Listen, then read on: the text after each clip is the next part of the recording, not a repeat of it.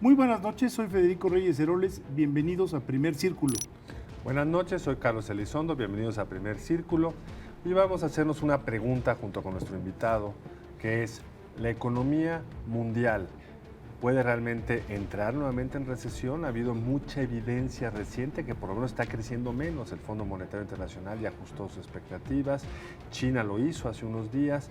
¿Qué podemos esperar realmente? ¿Es motivo de alarma?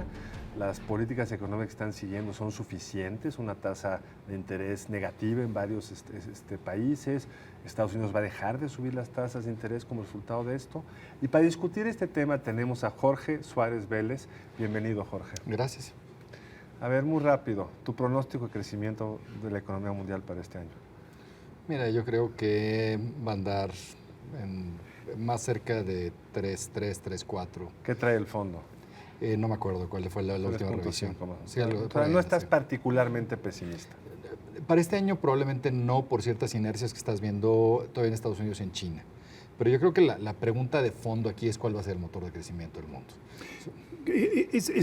Me interesa muchísimo porque en los últimos años hemos visto a China jalando la carreta. De hecho, pues es la primera crisis de la que salimos, me refiero a la 2008-2009, en donde los países emergentes son el motor. Y de pronto China empieza a cojear y sin embargo, bueno, viene un segundo actor que es India, que aunque es una economía mucho más pequeña, pero de todas maneras está creciendo, podría crecer incluso por arriba de China. ¿Cómo ves tú esa competencia entre ambos?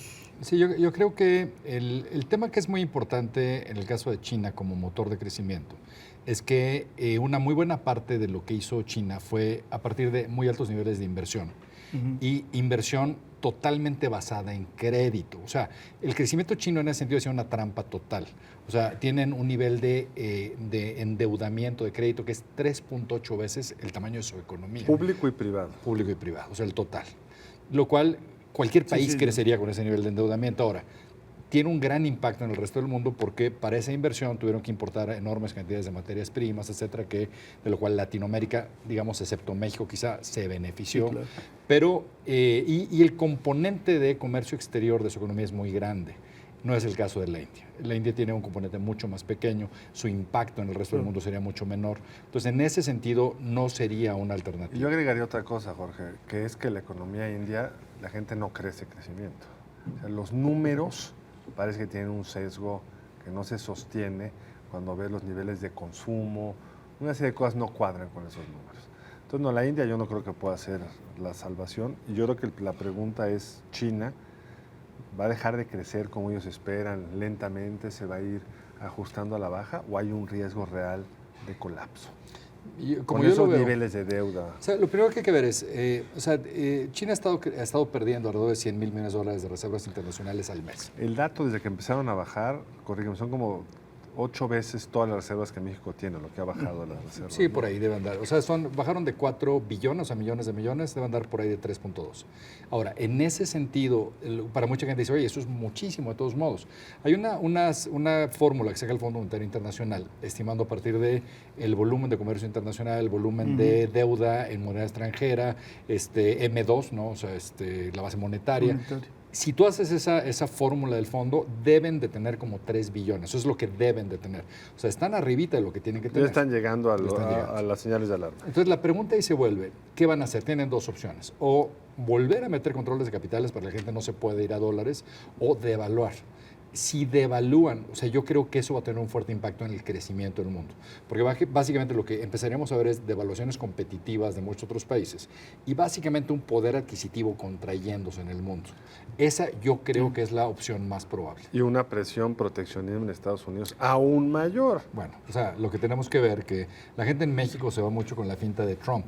Lo que yo creo que tenemos que ver es que no hay un solo candidato, ni republicano ni demócrata, que esté a favor de libre comercio. Ese es un tema.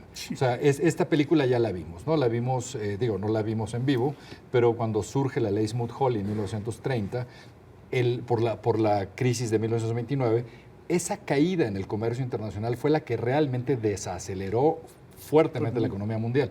Lo peor que podría pasar en este momento es que se contraiga el comercio. Llevas ya 5 años de contracción del comercio, lo cual es muy mala noticia en entornos de bajo crecimiento. Ahora, Estados Unidos ¿Cómo ves el crecimiento para este año y el siguiente? Yo creo que el riesgo para Estados Unidos podría ser que veas lo que le llaman los economistas un overshooting del dólar, o sea, que el dólar se fortalezca mucho más rápido de lo razonable contra todas las otras monedas y que eso mate un poco, digamos, esta recuperación de manufacturas, etcétera. ¿Cuánto sería un overshooting? ¿Cuánto le faltaría para que pudiéramos hablar de un overshooting? Es que vieras, por ejemplo, o sea, con respecto al euro, por ejemplo, que lo vieras más fuerte que el euro, es decir, que te costara un euro 90 y tantos centavos de dólar, que vieras un yen arriba de 130. Pero esa tendencia como que disminuyó. Parecía que íbamos para allá. En los últimos 3 meses, países emergentes como México se devaluaron, pero estos tendieron a revaluarse, ¿no? Depende mucho de qué va a pasar con las tasas de interés en Estados Unidos. O sea, tienes ya 5 bancos centrales en el mundo con tasas negativas. Si simultáneamente en Estados Unidos tienes tasas subiendo, lo cual se empieza a volver nuevamente una posibilidad, al menos por las cifras de empleo de la semana pasada.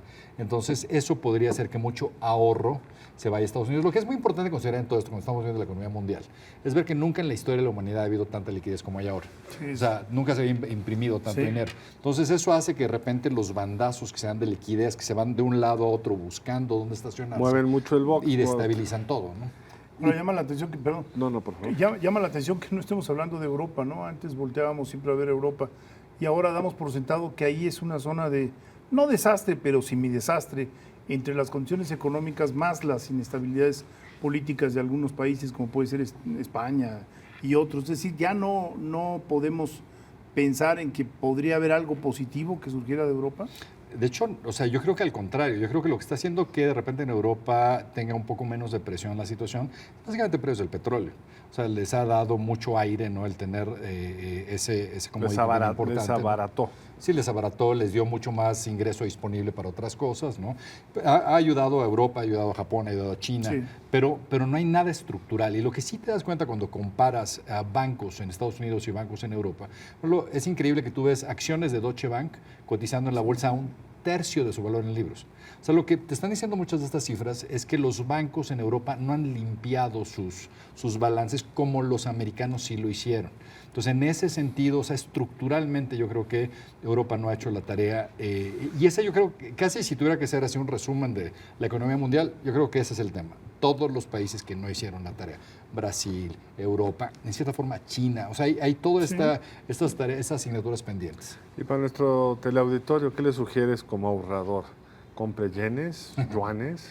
Yo creo que dólares, se queden pesos. Mira, yo creo que en general para gente en México pensar en monedas diferentes al dólar, en mi opinión, es una gran especulación. O sea, yo como moneda fuerte seguiría pensando en dólares.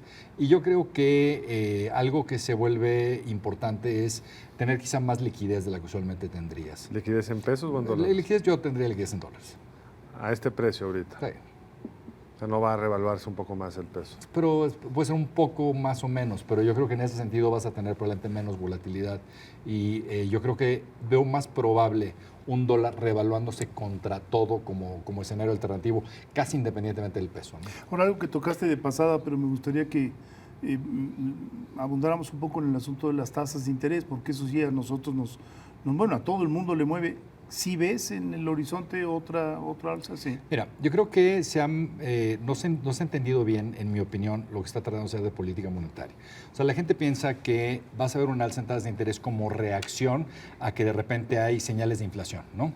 Y yo creo que no va por ahí. O sea, yo creo que estamos en un entorno fuertemente deflacionario a nivel mundial, porque la demanda ha caído, porque tienes mucha capacidad instalada ociosa que se hizo en los últimos años de excedentes, digamos, de liquidez. Porque todas las materias primas han caído. Exactamente. Pero yo creo que en ese sentido, lo que en mi opinión a la Reserva Federal le preocupa es que quisieran tener colchón. O sea, las recesiones en Estados Unidos se presentan cíclicamente más o menos cada 5 años. Vete, llevas ya casi 7 sin recesión. Lo que ellos querrían es que en el momento que tengas una desaceleración, traigas flechas, digamos, de política fiscal, pero también flechas de política monetaria. Entonces, que construyeras un colchón. Pero para construir el colchón puedes puedes inducir la recesión. Lo que yo no creo que la vayan a inducir, pero lo que yo sí creo es que quisieran tener un poquito más de tasa. Yo entiendo ese punto, pero si la subes, o sea, yo creo que aquí la pregunta es, ¿las tasas siguen siendo ese instrumento cuando lo estás moviendo de 0 a 1, no estamos moviéndonos en un margen tan pequeño que realmente no importa. O sea, yo creo que esto da como para 3 programas, de cierta forma, pero, o sea, yo creo que el tema aquí es que creo que le están pidiendo a política monetaria cosas que no son de política monetaria.